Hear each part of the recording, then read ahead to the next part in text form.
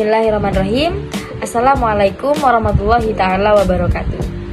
Perkenalkan, nama saya Mailan Intan Lestari dengan NIM 2421030 149. Pada kesempatan kali ini saya mempresentasikan atau menganalisis tema yang saya ambil dari ceramah Kiai Haji Raden Ahmad Azaim Ibrahimi Dhofir yang bertema niat. Hadis yang saya ambil dari ceramah beliau yang berbunyi innamal a'malu binniyat.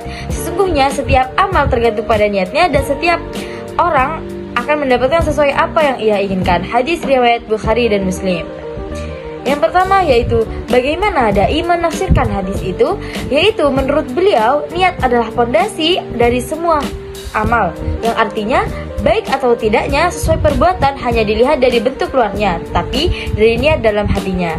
Nah, beliau menjelaskan jikalau niat lurus karena Allah, maka amal kecil pun bisa bernilai besar. Tetapi jika kebalikannya, ketika niatnya hanya ingin dipuji atau terkenal, maka amal itu bisa kehilangan nilainya. Yang kedua yaitu apa tafsiran ini sesuai dengan konteks jamaah? Ya, jawabannya sangat sesuai. Yang dimana di lingkungan pesantren itu banyak sekali kegiatan keagamaan seperti mengaji, pengajian, berdakwah dan ibadah rutin.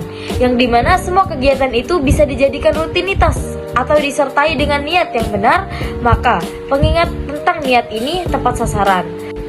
Nah, selain itu, di zaman sekarang banyak tantangan baru di dalam media sosial. Banyak budaya pamer amal. Demi apa? Demi popularitas dan followers.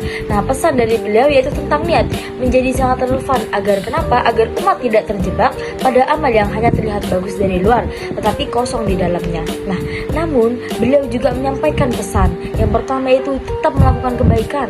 Yang kedua, jangan takut beramal. Dan yang ketiga yaitu yang penting niat terus diluruskan. Nah, yang ketiga, bagaimana respon jamaah terhadap penyampaian dari beliau? Respon jamaah terhadap penyampaian hadis ini cukup kuat dan positif. Biasanya, jamaah mendengarkan dengan serius dan hening. Yang kedua, banyak yang terlihat merenung karena pembahasannya niat dan menyentuh hati.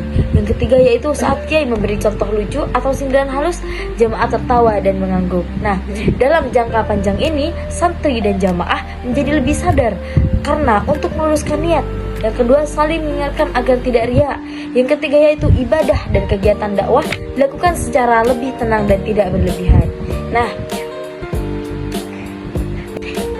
dalam penafsiran hadis ini dikontekstualisasikan dengan realitas jamaah pesantren dan masyarakat modern, khususnya dalam menghadapi godaan pamer amal, pencitraan sosial, dan dakwah berbasis popularitas dalam media sosial. Nah, oleh karena itu, tema ini menekankan pentingnya musabahah niat, keikhlasan, dan keseimbangan antara amal nyata dan kebersihan hati.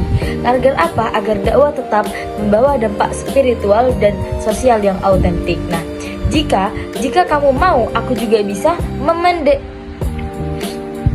Nah, kesimpulan yang bisa ambil dari hadis ceramah oleh Kiai Haji Raden Ahmad Azaim Ibrahimi Dhofir yaitu dari hadis innamal a'malu binniyat disampaikan oleh Kiai Haji Ahmad Raden Azaim Ibrahimi Dhofir, yaitu inti dari pesannya yaitu yang pertama, niat adalah kunci nilai utama atau nilai amal. Yang kedua yaitu amal tanpa niat yang ikhlas bisa kehilangan makna.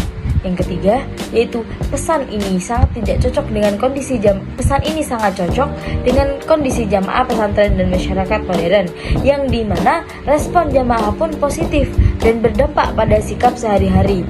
Dan semoga kita semua bisa memperbaiki niat dan setiap amal dan dakwah yang kita lakukan, yang dimana hadis ini dibawakan oleh Kiai Azaim Ibrahimi Dhofir sebagai pengingat utama. Niat itu penentu nilai, sederhana tetapi tajam, yaitu niat harus ikhlas untuk Allah, waspada riya, dan praktik memperbaiki niat melalui musabahah dan doa.